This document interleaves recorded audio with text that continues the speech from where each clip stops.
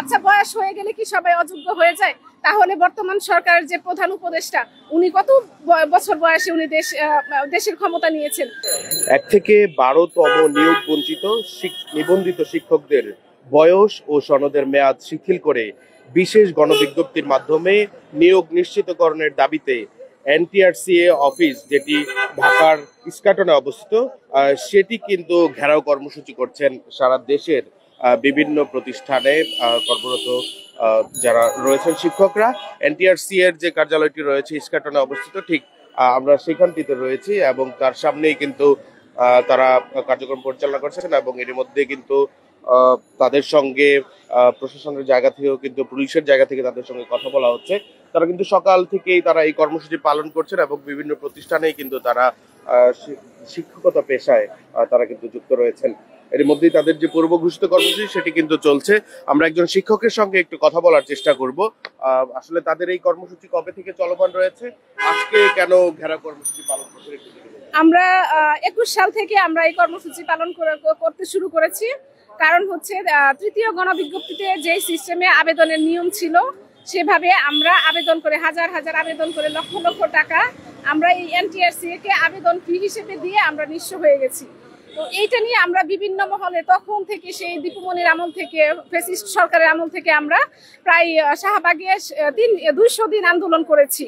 তো তখন কোনো ফয়সালা আসেনি আমাদের, ওই সরকার আমাদের কোনো ফয়সালা দিতে পারেনি। আমরা যে গত 2005 সাল থেকে আমাদের প্রথম নিবন্ধন শুরু হয় এবং আমরা 12তম নিবন্ধন শেষ হয় আমাদের হচ্ছে 14 সাল পর্যন্ত। এই যাবৎকালে আমাদের কথা ছিল এবং তখন 14 সাল থেকে নতুন একটা নীতিমালা প্রণয়ন করে। সেই নীতিমালায় আমাদের যোগদান করেও আমাদেরকে অযোগ্য বলে বারবারই আমাদেরকে নিয়োগ থেকে বঞ্চিত করছে এনটিআরসি। আমাদের থেকে আবেদন নেয় ঠিকই, নিয়োগ দেয় না। নিয়োগ দেয় কাদের? যাদেরকে আগে নিয়োগ দিছে ঠিক তাদেরকে আবার নিয়োজিত করে এইভাবে করে আমাদের মেধা তালিকা থেকে আমরা নিয়োগ পাচ্ছি না। তো আমরা আজকে এখন যখন এই সরকার আসছেন, সরকার বিভিন্নভাবে বিভিন্ন জায়গা থেকে যত জায়গায় করাপশন ছিল সেই জায়গাতে সরকার কাজ করছে এবং সরকার শিক্ষাঙ্গনকে প্রায়োরিটি দিয়েছেন যে এখানে সংস্কারের কাজটা প্রথমে দরকার। যেহেতু শিক্ষাই জাতির মেরুদণ্ড, এই মেরুদণ্ডকেই শক্ত করার জন্য সরকার এই পদক্ষেপ নিয়েছে। আর তখনই আমরা আমাদের এই দাবিগুলো নিয়ে আবার রাস্তায় নেমেছি এবং বর্তমান সরকারকে বোঝানোর চেষ্টা করে আসছি। বর্তমান সরকার এটা আমলে নিয়েছেন এবং ধাপে ধাপে যে আমাদের শিক্ষা উপদেষ্টা এসছেন, ওনারা আমাদের বিভিন্নভাবে বিভিন্ন সময় আমাদেরকে, বিগত যে শিক্ষা উপদেষ্টা ছিলেন উনি আমাদের মৌখিক আশ্বাস দিয়েছিলেন। তারপরে আমাদের আইনি একটা ঝামেলা ছিল যে আমাদের বয়স এবং সনদের মেয়াদ চলে গেছে। বয়স সনদের মেয়াদ চলে গেছে, এটার জন্য দায়ী তো আমরা না। আমরা সনদ পেয়েছিলাম বয়স থাকা অবস্থায়, তখনই আমাদের নিয়োগ হওয়ার কথা, তখন নিয়োগ দেয় না এনটিআরসি কিংবা মন্ত্রণালয়ের নীতিমালা। তো এইগুলো যে নীতিমালা বা পরিবর্তন বারবার হচ্ছে এবং তার যে নেগেটিভ সাইড গুলো, ওগুলো ইফেক্ট আমাদের উপর ফেলছে, কিন্তু পজিটিভ সাইড গুলো যেগুলো, এগুলো দিয়ে আমাদেরকে কোনোভাবেই নিয়োগের আওতায় আনছে না। তাই আমরা এখন আইন উপদেষ্টার কাছে আমরা গিয়েছিলাম গত সেপ্টেম্বরে 20 তারিখে। তারপর থেকে উনি আমাদের একটা অনুমতিপত্র দিয়েছিলেন, মানে নির্দেশনা দিয়েছেন যে এনটিআরসি চাইলে আমাদের পক্ষে ব্যবস্থা নিতে পারেন। কিন্তু এনটিআরসি এর চেয়ারম্যান এখনো আমাদের কোনো সিদ্ধান্ত দিচ্ছেন না। কেন দিচ্ছেন না, এখানে ওনার কি প্রবলেম আমরা জানি না। তো আমাদের সরকার যদি আমাদের পক্ষে কথা বলতে পারে, কাজ করতে পারে এবং আমরা অরিজিনাল সনদদারি, জাল সনদে 60,000-এর বেশি চাকরি করতে পারে, এটা যদি বাংলাদেশ সরকার, বর্তমান সরকার এবং প্রিভিয়াস সরকার মেনে নিতে পারে এবং শিক্ষাঙ্গনে যদি ওটার কোনো ইম্প্যাক্ট না পড়ে, তাহলে আমরা বয়স হয়ে গেছে এই কথাটা চাপিয়ে দিয়ে আমাদেরকে যে বাদ দিয়ে দিচ্ছে। আচ্ছা, বয়স হয়ে গেলে কি সবাই অযোগ্য হয়ে যায়? তাহলে বর্তমান সরকারের যে প্রধান উপদেষ্টা, উনি কত বছর বয়সে উনি দেশের ক্ষমতা নিয়েছেন এবং আমরা মনে করি যে উনি এখন বর্তমান বাংলাদেশের প্রধান এবং সুযোগ্য লোক বলে আমরা এখানে ওনাকে মেনে নিয়েছি এবং ওনাকে সবাই বসিয়েছেন। এখন ওনার কাছে আমাদের দাবি এটাই যে NTRC chairman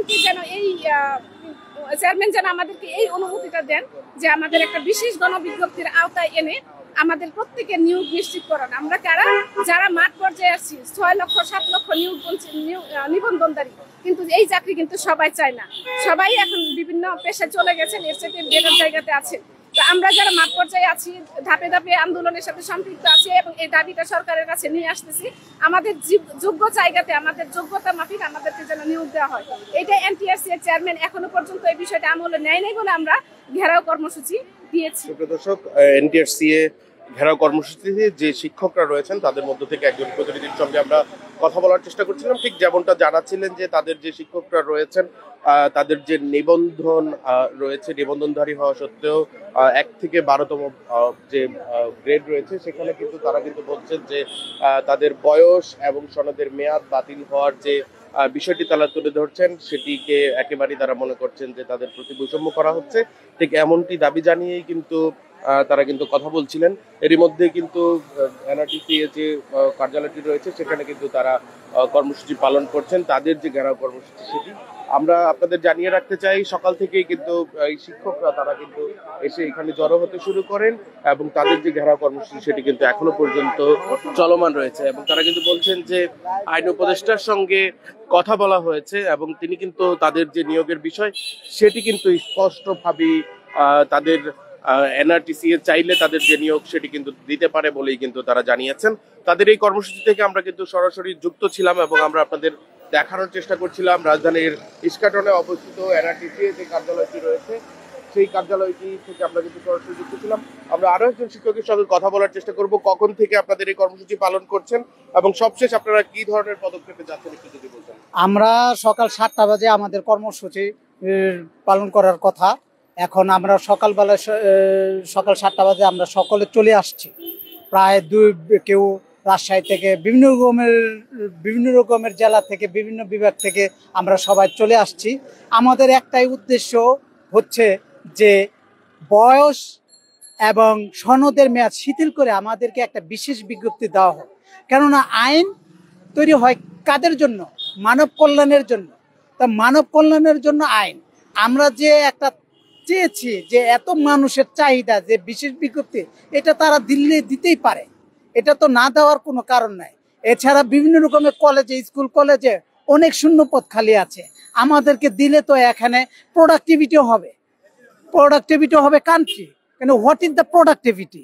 Productivity is a ratio how well an organization, country, industry inverts into the goods and services. This is the productivity. The productivity তো কান্ট্রির হবে। তাহলে তিনি কল্যাণের চিন্তা করে আমাদেরকে বিশেষ বিজ্ঞপ্তি দিয়ে আমাদের যে মাঠ পর্যায়ে যাদের যারা গণস্বাক্ষর দিয়েছে দূর দূরান্ত থেকে আসছে, তাদের তো সবার পরিবর্গ আছে, সন্তান আছে, পিতামাতা আছে, অনেকে আছে, এর কারণে অনেকের সুসম্পর্ক নষ্ট হয়ে গেছে। তাহলে এগুলো কি একটা অভিশাপ না? সেই অভিশাপ তারা না নিয়ে আমাদেরকে যদি একটা চাকরি দেয়, আমরা 4-4টা ডাল ভাত খেতে পারি, তাহলে সেটাই তো আমাদের জন্য পরম পাওয়া এবং বিবেক ও সর্বশক্তির সৃষ্টিকর্তা সন্তুষ্ট হয়। আমরা এখন দেখা যাচ্ছে যে গণস্বাক্ষর আমরা করছি এখন প্রায় 5000-এর বেশি হবে না। তা এখন তো অনেক শূন্য পদ খালি আছে। সেই ক্ষেত্রে আমরা চাবো যে সরকারের কাছে এবং বর্তমান এনটিআর চেয়ারম্যানের কাছে মানব কল্যাণের জন্য সৃষ্টিকর্তার কারণ আমরা সবাই নিষ্পাপভাবে জন্মগ্রহণ করছি, কিন্তু নিষ্পাপভাবে মৃত্যুবরণ করতে পারি না। কিন্তু মানুষের যে অন্তরের যে একটা চাওয়া, সেটা পূরণ তিনি করে আমাদের বয়স এবং সনদের শিথিল করে আমাদের একটা বিশেষ বিজ্ঞপ্তি দেওয়া হোক, এটাই আমাদের।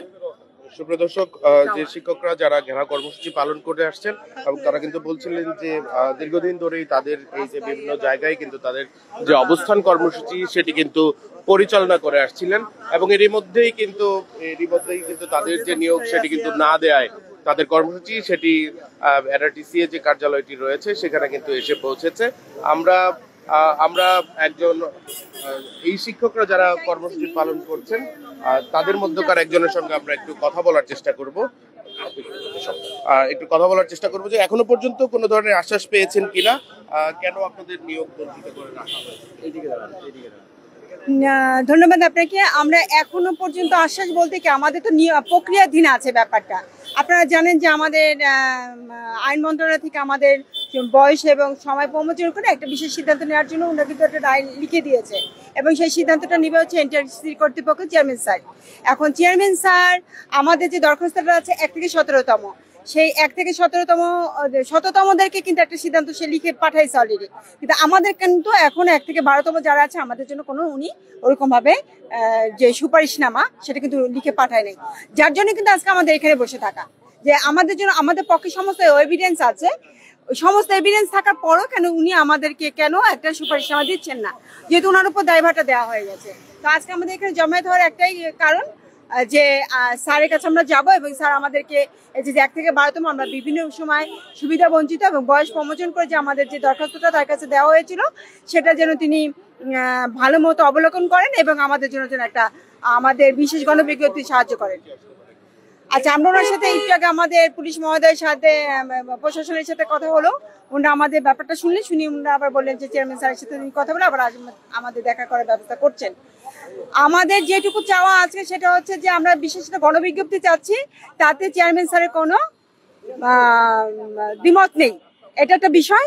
আর আমাদের যে গণবিজ্ঞপ্তি দেবার জন্য যে একটা সুপারিশনামা তিনি যেন লিখিত আকারে আমাদেরকে দিয়ে দেন, ব্যাস তাহলে আমরা আজকের মতো এখানেই সমাপ্তি ঘোষণা করব।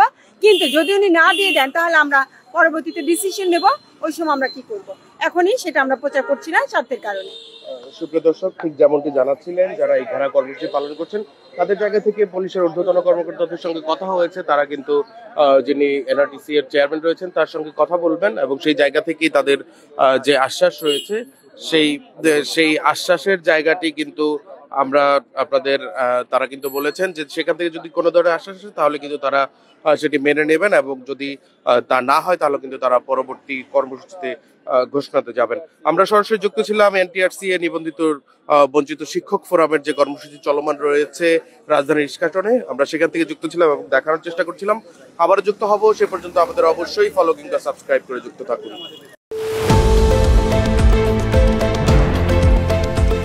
দেশের পাশে বিশ্বের সাথে মেট্রো টিভি।